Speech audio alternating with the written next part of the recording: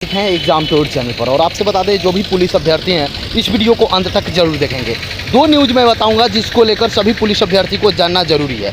एक देखिएगा, पुलिस भर्ती में ईबीसी महिलाओं को ऊंचाई सीमा में छूट मिलेगी, ये लेकिन अभी तक कोई छूट नहीं मिली। जो नोटिफिकेशन आया उसमें छूट नहीं दिया गया। ये देखिए, सिपाही भर्ती एक से अधिक आवेदन भरे तो सभी होंगे रद्द, ऑनलाइन मिलेंगे प्रवेश पत्र। यहाँ पे थोड़ा सा ध्यान देंगे, यदि आप सिपाही बनना चाहते हैं बिहार में और आप यदि एक से अधिक आवेदन करते हैं तो आपकी इसके बारे में संपूर्ण जानकारी ले लें और एग्ज़ाम टूर को जरूर सब्सक्राइब कर लें। जो भी आप सिपाही अभ्यर्थी हैं उनके लिए अच्छी खबर है। देखिएगा, यहाँ पे सिपाही भर्ती के लिए एक अभ्यर्थी मात्र एक ही आवेदन ऑनलाइन करें, पत्र भर सकेंगे। किसी अभ्यर्थी द्वारा एक से अधिक आवेदन पत्र भरे जाने के उसे सभी आवेदन पत्रों को अस्वीकार कर दिया जाएगा। जो अभ्यर्थी फर्जी नाम व पते के आधार पर आवेदन पत्र भरेंगे उनको अमान्य घोषित करते हुए उनके विरुद्ध कानूनी कार्रवाई की जाएगी। केंद्रीय चयन पार्षद यानी सिपाही भर्ती ने सिपाही भर्ती में हिस्सा लेने वाले, इसमें देखिए मैं क्या बताऊंगा। सबसे पहले बता दें, जो एजुकेशनल बैकग्राउंड है वह यदि 23 जोड़ा जाता तो बहुत सारे अभ्यर्थी को लाभ मिल जाता। यदि कम से कम 3 साल का छूट दिया जाता ताकि कोरोना को लेकर, तो जो विद्यार्थी का 1 साल 6 माह 2 माह से एज समाप्त हुआ है वो भी मौका मिल जाता। बहुत समय बाद फिर वैकेंसी आएगी, इसलिए अभी जो अभ्यर्थी हैं उनको, और खासकर जो महिलाओं के लिए माननीय मुख्यमंत्री जी वादा किए थे कि ऊंचाई में छूट दिया जाएगा ईबीसी महिलाओं को, उनको दे दिया जाता तो अच्छा रहता। अब देखिए, संपूर्ण जानकारी के लिए वीडियो को अंत तक देखिएगा। क्या उम्मीद है, मिल सकता है कि नहीं, इसके बारे में मैं बताऊँगा। तो देख सकते हैं, अमान्य घोषित कर दिया जाएगा, हिस्सा लेने से विरोध कानूनी कार्रवाई भी किया जाएगा। गौरतलब है कि बिहार पुलिस में सिपाही पद के 21,391 पदों पर बहाली के लिए 20 जून से ऑनलाइन आवेदन भरे जाने की तैयारी शुरू है। चयन पार्षद ने बताया कि ऑनलाइन आवेदन की प्रक्रिया 20 जून से प्रारंभ होगी, 20 जुलाई तक चलेगी। इसके बाद अभ्यर्थी नहीं भर पाएंगे। उसके बाद देखिएगा, वैध आवेदन को ऑनलाइन ही प्रवेश पत्र दिया जाएगा। कई आवश्यक सूचनाएं ईमेल या SMS के माध्यम से दी जाएगी, इसलिए आप अपना ईमेल आईडी और मोबाइल नंबर दोनों सही भरेंगे, जो आपके पास रहेगा वहीं भरेंगे। अगला देखिएगा, गलत आरक्षण कोटि देने पर रद्द होगी उम्मीदवारी। यदि आप आरक्षण मान लीजिए EWS है, अगर दे देते हैं EBC तो आपको रद्द कर दी जाएगी, ये बात भी देंगे। यदि आप EBC है SC डाल देते हैं तो भी आपको रद्द किया जाए। यदि आप SC है ST डालते हैं तो भी। तो इसलिए इन सारी चीज़ों को बारीकी से देखिएगा, समझिएगा, जानने का प्रयास करिएगा। और भरते समय पीछे आपके कितना भी व्यक्ति रहें, लेकिन हड़बड़ाना नहीं है। कहीं से भरे, आराम से भरिएगा, जांच पड़ताल करके भरिएगा। ये नहीं कि आप साइबर में जाते हैं तो सोचते हैं जल्दी जल्दी भर दें। अगला कहता है भरो ना, मूर्ख हो, ऐसे ऐसे करके बोलता है बोका हो, तेज में भरो। ये सब नहीं करना है। आप आराम से अच्छा तरीक़ा से भरिएगा ताकि आपका कहीं गलत ना हो, किसी प्रकार से छटे नहीं।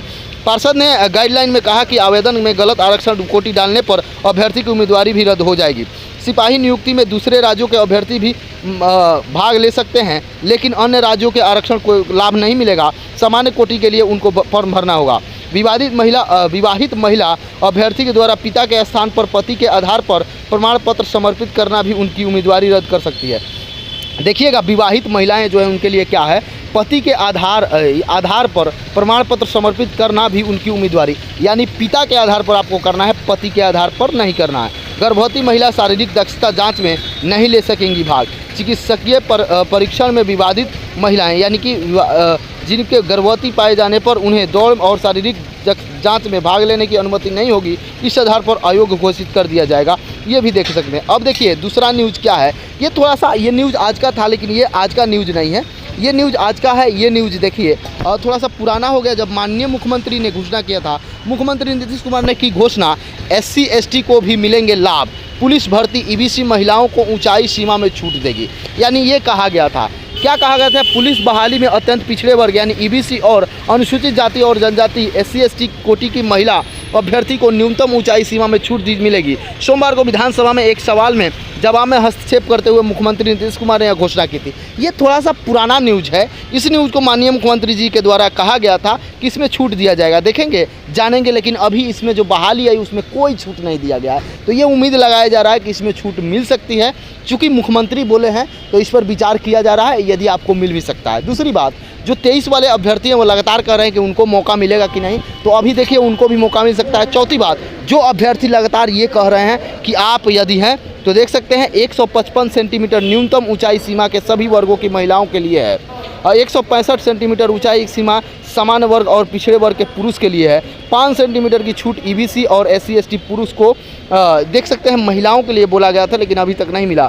महिलाओं की न्यूनतम ऊंचाई 155 सेंटीमीटर। ईबीसी SC ST कोटि की महिला अभ्यर्थी की न्यूनतम ऊंचाई सीमा को कम करने का मामला यहाँ पे देखिएगा बाथनाहा विधायक अनिल कुमार ने उठाया था। जवाब में प्रभारी मंत्री विजेंद्र प्रसाद यादव ने कहा था कि पुलिस बहाली में मुख्य परीक्षा उत्तीर्ण अभ्यर्थियों के लिए शारीरिक दक्षता की परीक्षा में समान वर्ग एवं पिछड़े वर्ग के पुरुष के लिए न्यूनतम ऊंचाई 165 सेंटीमीटर, तो ईबीसी SC ST पुरुष के लिए समान से 5 सेंटीमीटर कम यानी 160 सेंटीमीटर है। वहीं सभी वर्गों की महिलाओं के लिए अभ्यर्थियों की न्यूनतम ऊंचाई 155 है। इसमें 5 सेंटीमीटर कम करने की बात कही गई थी।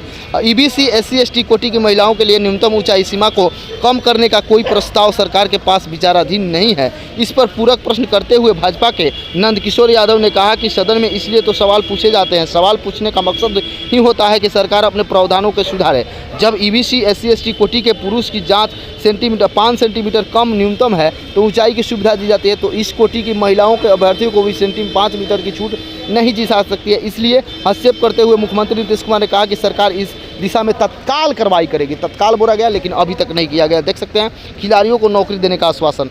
तो ये अभ्यर्थी हैं और एक माना जा रहा है, चूँकि मैं भी बताऊंगा कि यदि एक शिक्षा जोड़ना है तो अभी वैकेंसी आई है तो जो 23 में पास अभ्यर्थी हैं इंटर, उनको भी मौका दे दिया जाए। और 2 साल 1 साल का कोरोना का जो पीरियड रहा है 3 साल, कम से कम एज में 3 साल छूट दिया जाए ताकि जो अभ्यर्थी थोड़ा अंकों से छट रहे हैं उन वो भी फॉर्म को भर सकते हैं। यदि आप एग्जाम टूर पर नए हैं तो एग्जाम टूर को सब्सक्राइब कर लें। जय हिंद, जय भारत, जय युवा।